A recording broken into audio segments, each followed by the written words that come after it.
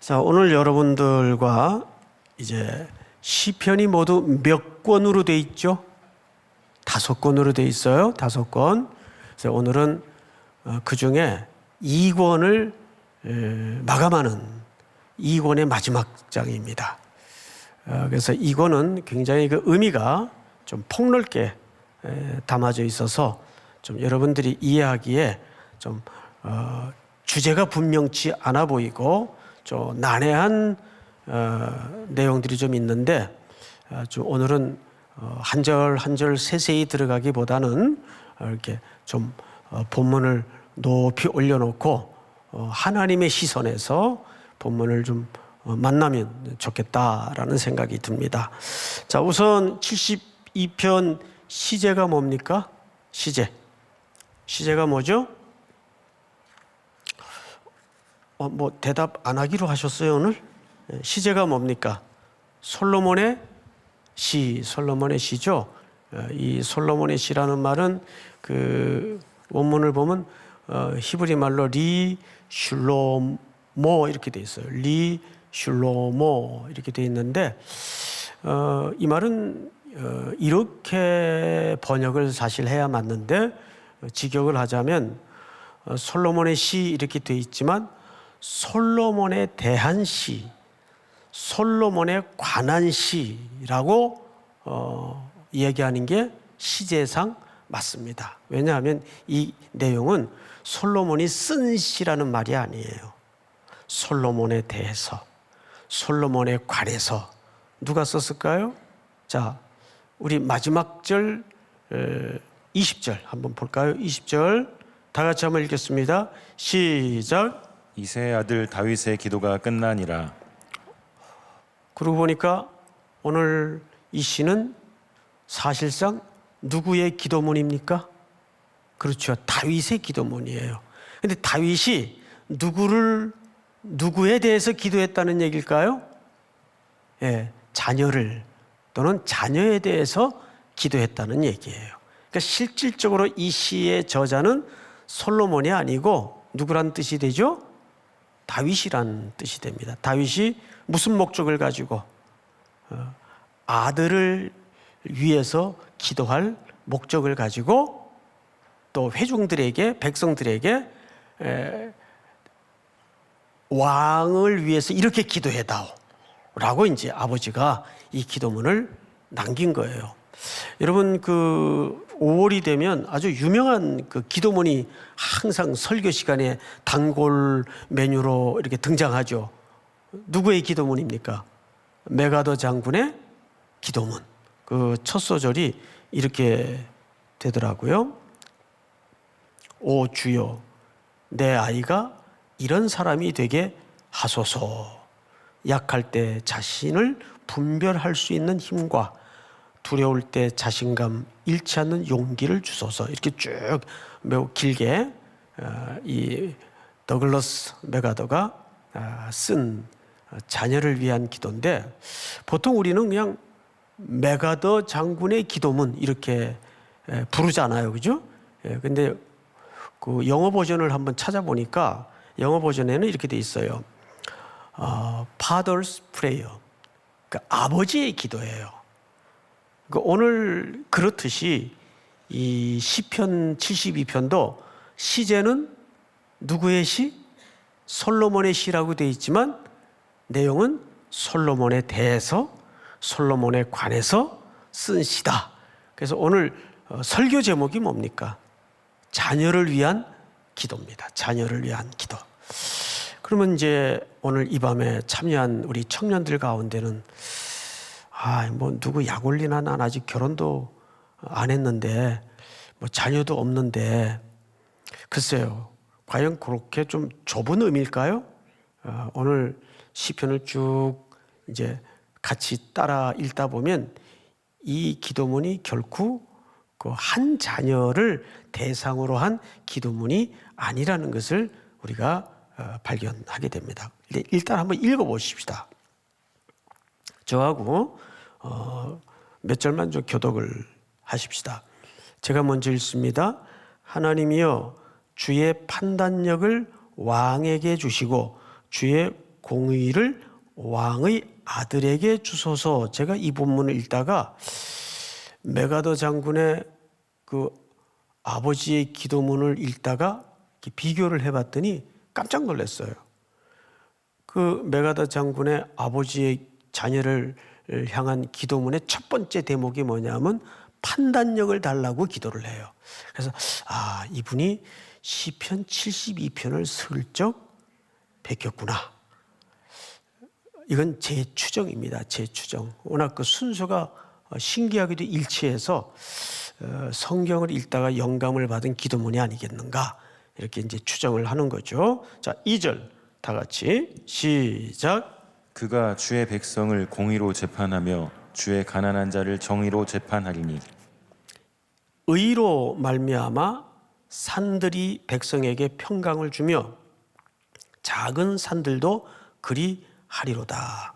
이게 무슨 얘기냐면, 산들이 작은 산들이라는 표현은 피조세계 중에 자연계, 모든 그런 자연계까지도 누구에게 복되게 하라는 거죠? 솔로몬 아들에게 복되게 해달라는 거예요. 이건 뭐 아버지로서 할 수 있는 기도라고 보여집니다. 3절을 좀 제가 읽겠습니다. 의로 말미암아 산들이 백성에게 평강을 주며 작은 산들도 그리 하리로다. 4절 다 같이 시작. 그가 가난한 백성의 억울함을 풀어주며 궁핍한 자의 자손을 구원하며 압박하는 자를 꺾으리로다. 그들이 해가 있을 동안에도 주를 두려워하며 달이 있을 동안에도 대대로 그리 하리로다. 시작. 그는 벤풀 위에 내리는 비같이 땅을 적시는 소낙비같이 내리리니. 그의 날에 의인이 흥왕하여 평강의 풍성함이 달이 닿을 때까지 이르리로다. 8절 시작. 그가 바다에서부터 바다까지와 강에서부터 땅끝까지 다스리리니.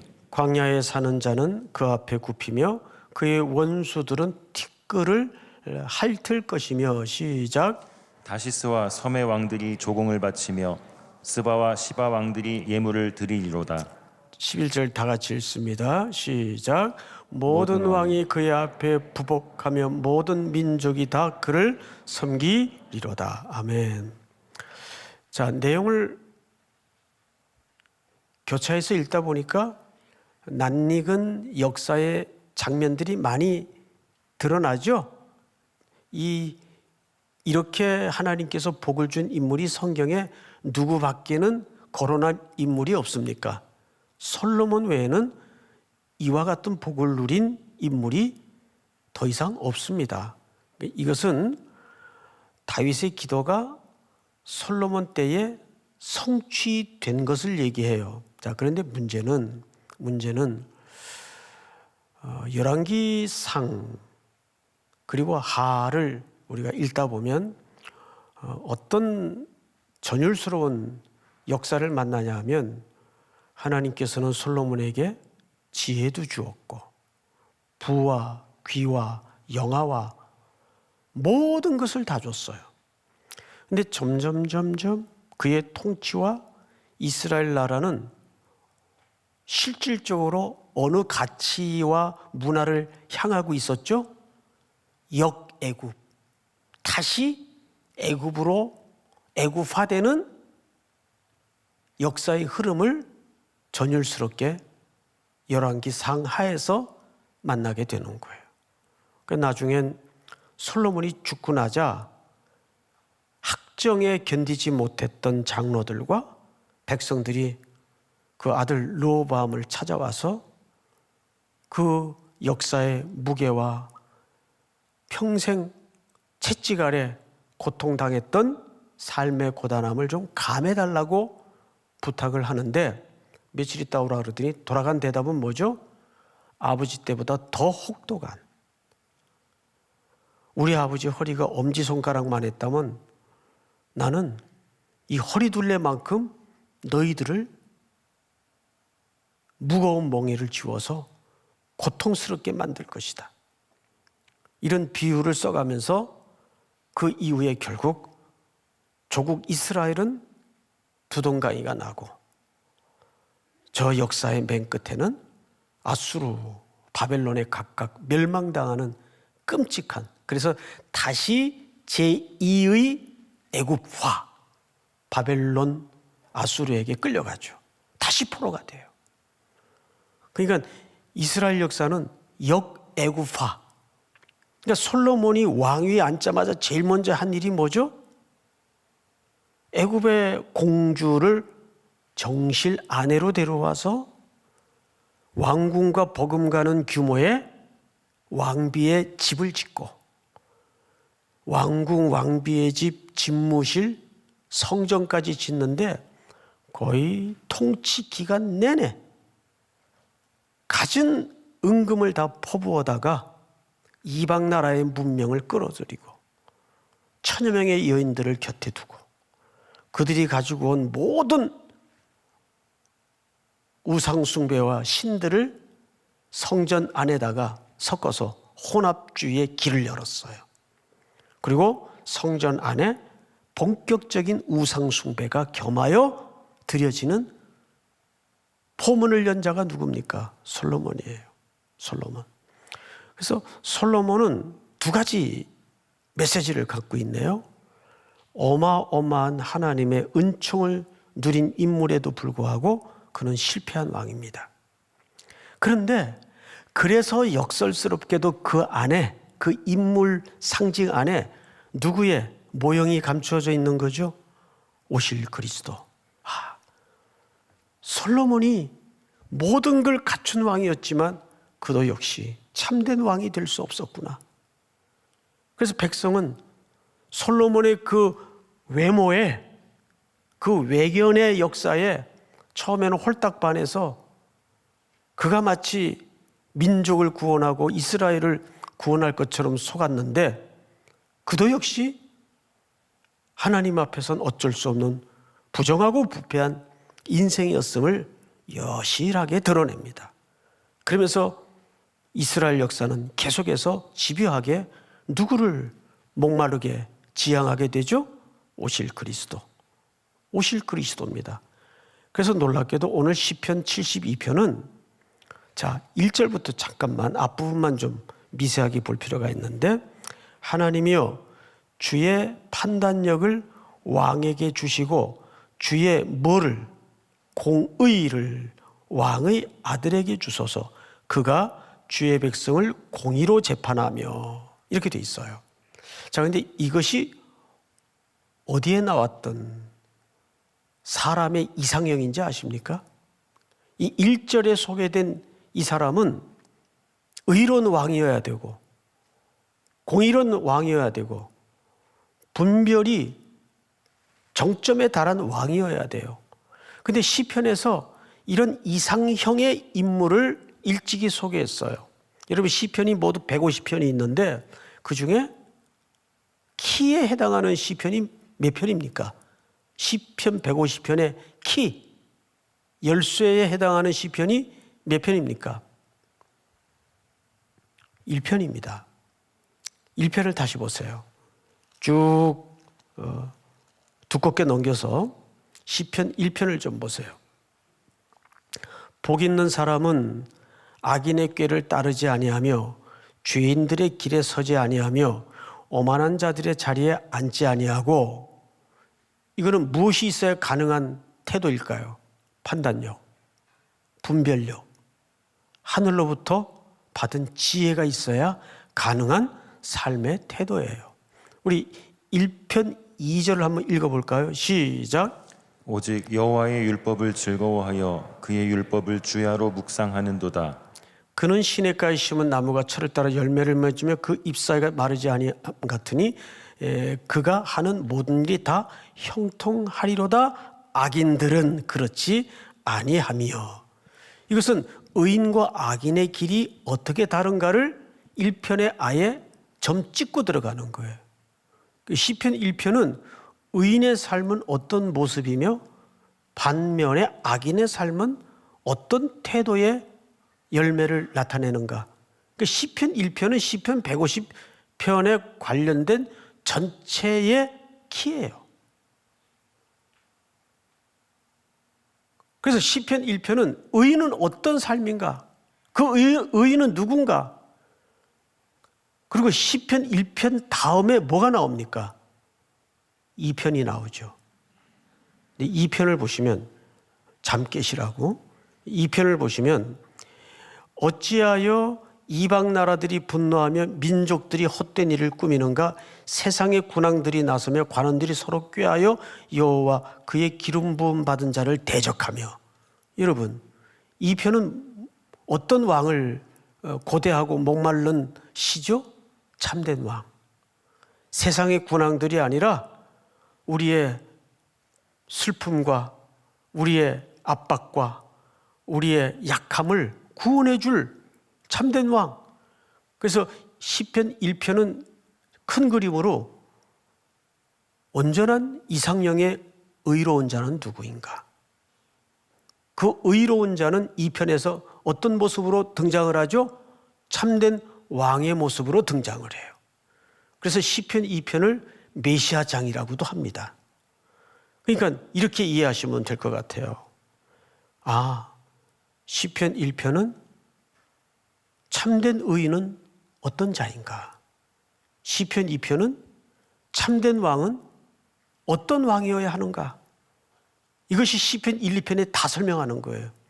그것을 오늘 합친 시편이 몇 편입니까? 72편이에요. 2권 마지막 절에, 마지막 장에 그 설명을 하는 거예요. 그래서 오늘 시편 72편에서는 두 가지를 얘기합니다. 첫째, 의인은 어떤 모습인가?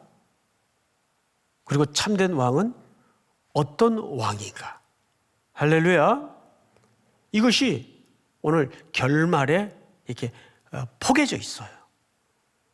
참된 의인은 어떤 삶인가? 참된 왕은 어떤 모습이어야 되는가? 그런데 이상하잖아요. 제가 서론에 이렇게 말씀을 드렸었어요. 다윗이 아들을 위한 기도문이라고 말씀을 드렸어요. 그런데 다윗의 기도 속에 하나님의 계시를 통해서 사실상 누가 오실 것에 대한 목마름을 기도한 겁니까? 참된 의인, 참된 왕이 오셔야 된다. 그것이 솔로몬이라는 아들의 다 갖추어진 모습 속에서 완전한 타락을 성취한 솔로몬의 전 역사와 인생 속에 역설적으로 꿰뚫고 지나가는 겁니다.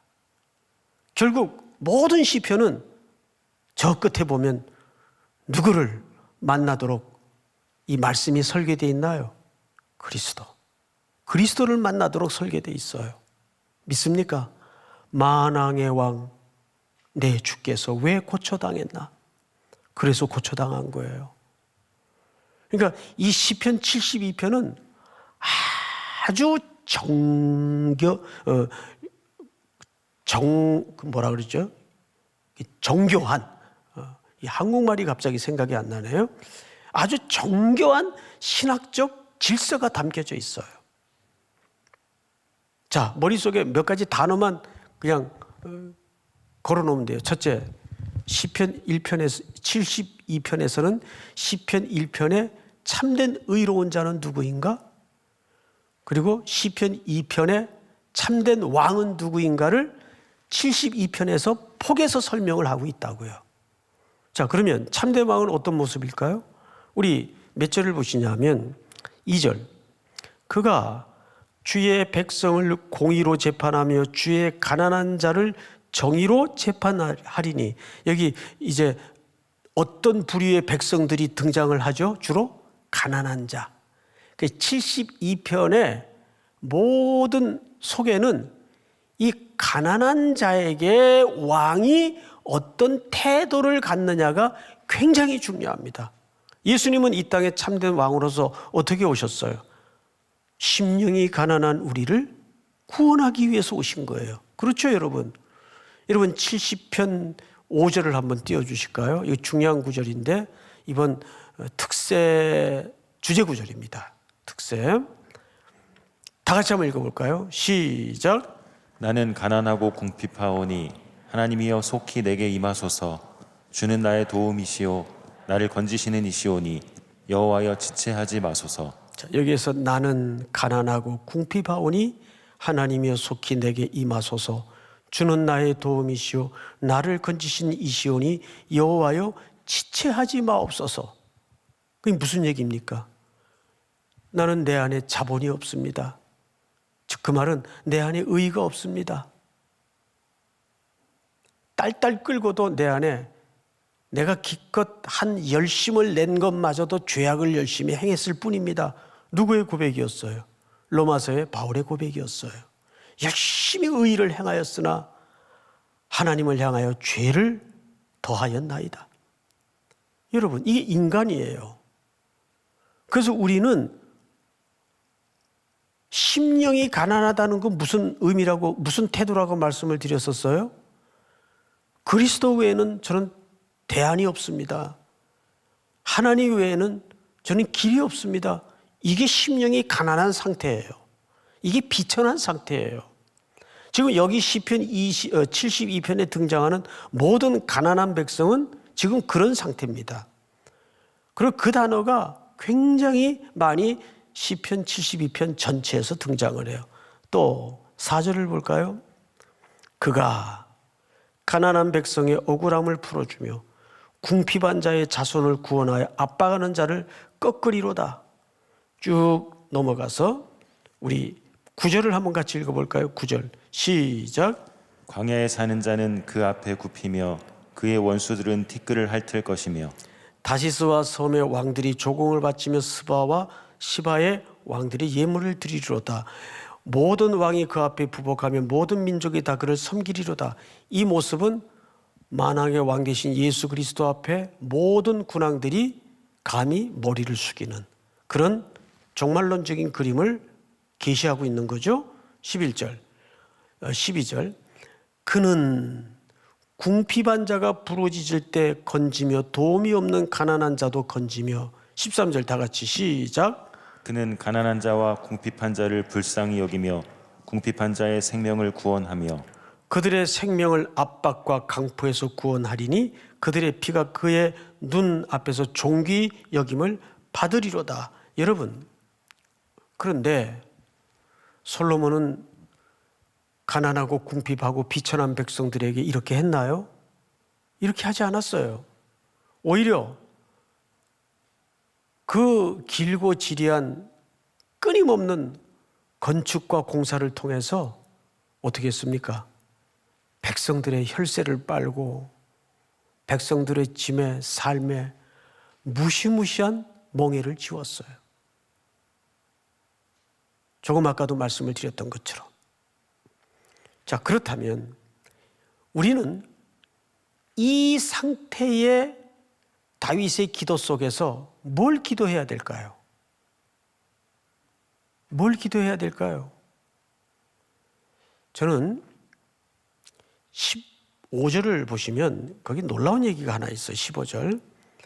그들이 생존하여 스바의 금을 그에게 드리며 사람들이 그를 위하여 항상 기도하고 종일 찬송하리로다. 자, 16절 다 같이 시작. 산 꼭대기의 땅에도 곡식이 풍성하고 그것의 열매가 레바논같이 흔들리며 성에 있는 자가 땅의 풀같이 왕성하리로다. 그의 이름이 영구하며 그의 이름이 해와 같이 장구하리로다. 사람들이 그로 말미암아 복을 받으리니 모든 민족이 다 그를 복되다 하리로다. 자, 18절 다 같이 시작. 홀로 기이한 일들을 행하시는 여호와 하나님 곧 이스라엘의 하나님을 찬송하며. 자, 우리는 그렇게 우리를 자유롭게 해주시고 풍성하게 해주시고 영광스러운 참된 왕을 보내어 주실 그 하나님을 바라보면서 그 보통 우리가 가불한다 그러죠. 가불. 미리 땡겨서 믿음으로 땡겨서 그 시간을 저 앞에 던져놓고 아직 오지 않는 시간이지만 그 시간을 믿음으로 저 앞에 던져놓고 뭐에 동참하면 끝이에요. 미리 찬송이라는 것은 하나님의 통치를 선포하는 행위예요. 아직 그 통치는 현실적으로는 도래하지 않았지만 그렇게 하나님의 통치가 도래할 날을 믿고 미리 뭐 하는 거예요? 찬송하는 거예요. 찬송은 그런 의미에서 믿음의 선포예요. 믿습니까? 그래서 여러분 힘겨울 때나 공고할 때나 눈물 날 때나 괴로울 때나 무조건 찬송하세요. 찬송하면 오던 시험도 떠나가고 오던 마귀의 역사도 중단이 됩니다. 찬송은 믿음을 미리 가불하는 거예요. 미리 하나님의 통치와 하나님의 승리를 선언하고 선포하는 것이 뭐라고요? 찬송이에요. 믿습니까? 그래서 오늘 우리는 이 시편을 통해서 마지막으로 19절에 보시면 그 영화로운 이름을 영원히 찬송할지어다 온 땅에 그의 영광이 충만할지어다 아멘 아멘 아멘이라는 뜻이 뭡니까? 그대로 이루어질 줄을 내가 믿습니다 그 뜻이에요. 그대로 이루어질 줄을 믿습니다가 아니라 내가 믿습니다 그 뜻이에요. 그렇게 다윗의 기도는 끝이 납니다. 이게 놀랍게도 그런데 솔로몬을 위한 기도였는데 그 솔로몬을 위한 기도의 계시를 통해서 결국 누가 오세요? 누가 오세요? 그리스도가 오시잖아요. 이렇게 미리 찬송에 연합하고 찬송에 동참되었더니 하나님이 그 찬송의 선포와 찬송의 선언대로 어떻게 하셨어요? 역사의 시간을 넘어서 그리스도가 실질적으로 오셔 우리의 죄악을 덮어주시고 우리 죄악을 사해 주시고 그분이 승리하시지 않습니까? 믿습니까? 그래서 시편 127편을 한번 보십시다. 시편 127편. 잘 아는 5월이면 단골처럼 등장하는 시편인데 127편 보시면 거기에도 보니까 누구의 시예요? 솔로몬의 시예요. 근데 이 본문도 결국은 솔로몬이 썼다는 시가 아니고 솔로몬을 위하여 쓴 시란 뜻입니다. 그러면 이 시의 실질적인 저자는 누구일 수 있다는 얘기예요? 아버지 다윗입니다. 근데 이 시는 어디에 올라가는 노래로 쓰여졌죠? 성전에 올라가는 노래예요. 하나님의 집에 올라가는 노래예요. 자, 이것이 왜 중요한가 하면 오늘 본문과 굉장히 긴밀한 관계성이 있기 때문입니다. 1절 보세요. 여호와께서 뭐를 세우지 아니하시면 이 집이 나와요. 그 다음에 세우는 자의 수고가 헛되며 여호와께서 성을 지키지 아니하시면 집과 성은 같은 개념이에요. 같은 개념을 똑같은 단어로 반복하면 시어상 부자연스러우니까 성과 집을 달리 표현했을 뿐입니다.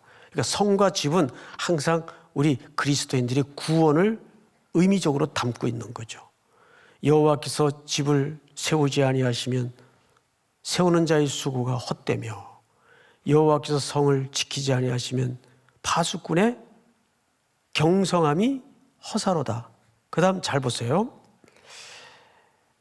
너희가 일찍이 일어나고 늦게 누우며 수고의 떡을 먹음이 헛되도다. 자, 여러분 헛되도다가 모두 이 1, 2절 짧은 문장 안에 모두 몇 번 등장했죠? 3번 등장했어요. 헛되다, 헛되다, 헛되다. 뭐가 다 헛되다는 거예요?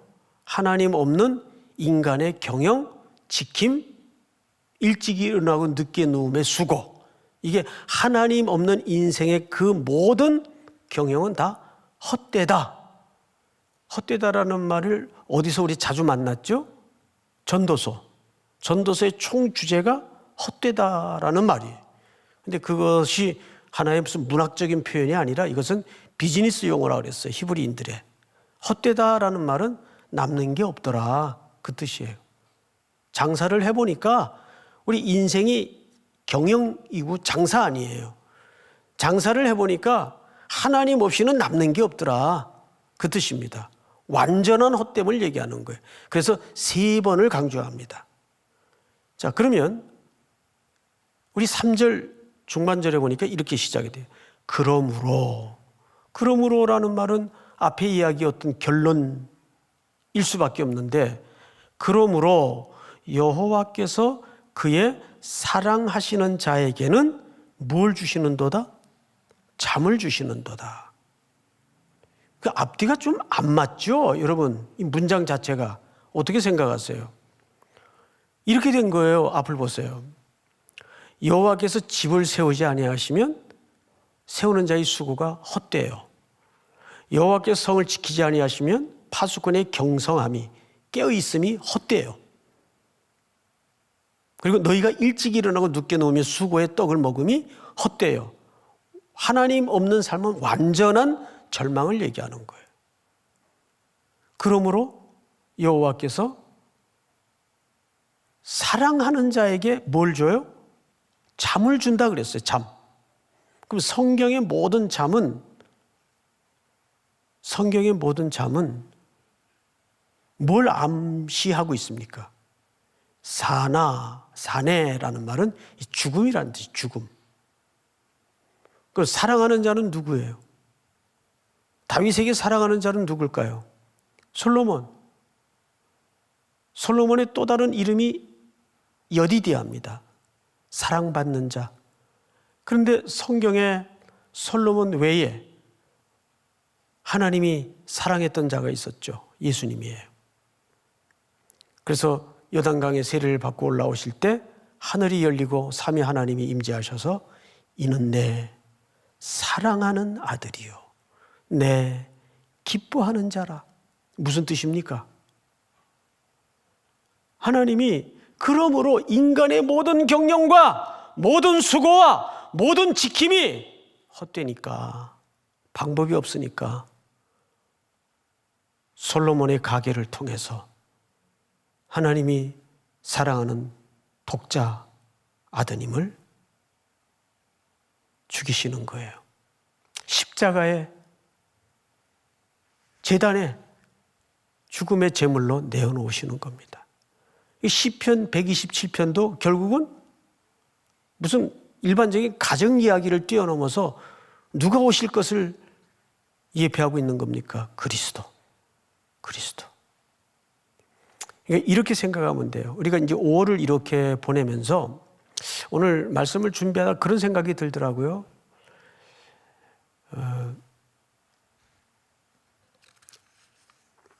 제가 우리 학교에서 나오는 총신신학대학원에서 나오는 그 잡지가 하나 있어요. 잡지.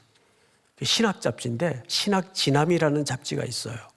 거기에 놀라운 자료 하나를 발견했습니다. 그게 뭐냐면 주기철 목사님이 인터뷰를 한 기사가 신학진암에 나와 있더라고요. 신학진암에. 그 질문이 내용이 뭐냐면 물론 이제 신학교에서 발간되는 잡지이다 보니까 목회자들에 대한 그 주제예요. 참된 목회자가 되려면 무엇을 갖춰야 됩니까? 물었는데 좋은 부모가 돼야 됩니다. 이 주기철 목사님이 하신 말씀이에요. 두 번째는 좋은 자녀가 돼야 됩니다. 그리고 세 번째는 좋은 남편과 아내가 돼야 됩니다. 이 세 가지를 말씀하시더라고요. 이 조금 우리가 이해하고 알고 있던 주기철 목사님의 캐릭터와는 조금 간격이 있는 대답이에요. 근데 왜 이런 말씀을 하셨을까 봤더니 결국은 논지는 그거예요. 좋은 가정이 되는 첫 번째는 좋은 부모가 되는 게 우선이에요. 좋은 부모가 되려면 자녀들을 어떻게 대해야 될까요? 간단해요. 제가 오늘 특별히 이 밤에 찾아오신 여러분들에게만 꿀팁을 드리는 겁니다. 좋은 부모가 되는 비결은 하나님이 우리 가정에 자녀를 주셨을 때 하나님이 내게 보낸 자녀, 나한테 맡겨놓은 자녀다라고만 생각하면, 그것도 안 되면 얘가 예수다라고만 생각해 보세요. 어디다 욕을 해요? 예? 얘가 예수다라고만 한번 생각을 해보세요. 어디 손을 대요? 존귀한 보배처럼 대할 수밖에 없죠. 얘가 지금은 이렇게 말썽 피고 말 안 들어도 하나님이 내게 맡겨놓은 보물이다 생각해 보세요. 주기철 목사님이 좋은 목회자가 되는 3가지 팁인데, 첫째는 좋은 부모가 돼야 된다는 거예요. 뜬금없이 구속의 이야기를 하다 이 얘기를 왜 할까요? 히브리 사람들은 집에 아들이 태어나면 이렇게 선언을 해서 문 근처에다가 화살을 걸어 놓습니다. 우리 집에 생명의 부양자가 태어났습니다. 뭐의 부양자? 생명의 부양자가 태어났습니다. 하고 집 문에다가 전통을 화살을 걸어놔요. 시편 127편 3절을 보세요. 보라, 자식들은 여호와의 기업이요 태의 열매는 그의 상급이로다. 젊은 자의 자식은 장사의 수중에 뭐 같으니? 화살 같으니 이것이 그 화살통에 가득한 자는 복되도다. 왜 히브리인들이 그렇게 자손 계대 보존에 대해서 목숨을 걸었는가 하면 그들의 깊은 신앙의 뿌리 속에는 이 후손을 통해서 누가 오실 것을 앙망했기 때문입니까? 그리스도가 오실 것을 앙망했기 때문에. 다윗도 커다란 범주 안에서 마찬가지예요. 그리스도가 오실 것을 앙망했기 때문입니다.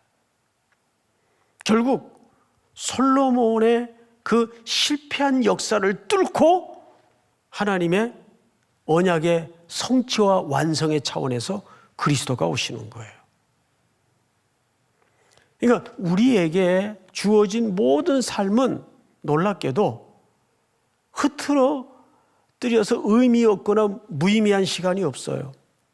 하나님은 인간의 불순종, 고집스러운 또 실패처럼 보이는 것들을 다 하나님이 만져가지고 만들어서 하나님의 목적과 하나님의 열매를 이루어내십니다. 그것이 주님의 전능하심이에요. 우리가 그 약속을 믿어야 돼요.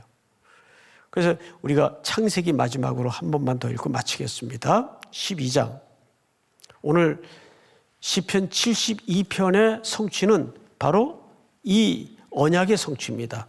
여호와께서 아브라함에게 이르시되 너는 너의 고향과 친척과 아버지의 집을 떠나 내가 네게 보여줄 땅으로 가라. 2절 시작. 내가 너로 큰 민족을 이루고 내게 복을 주어 내 이름을 창대하게 하리니 너는 복이 될지라. 3절 다 같이 시작. 너를 축복하는 자에게는 내가 복을 내리고 너를 저주하는 자에게는 내가 저주하리니 땅의 모든 족속이 너로 말미암아 복을 얻을 것이라 하신지라.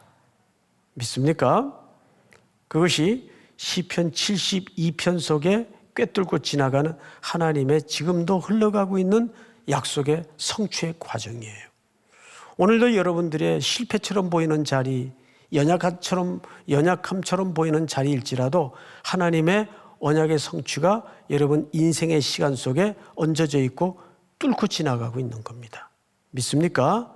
오늘도 그러한 삶의 주권을 주께 맡기고 하나님 앞에 오늘 말씀 붙들고 이겨낼 수 있는, 또 흔들리지 않을 수 있는 믿음이 더 견고해지는 복된 밤이 될 수 있기를 축복합니다. 우리 시간 다 같이 한번 통성으로 기도하겠습니다.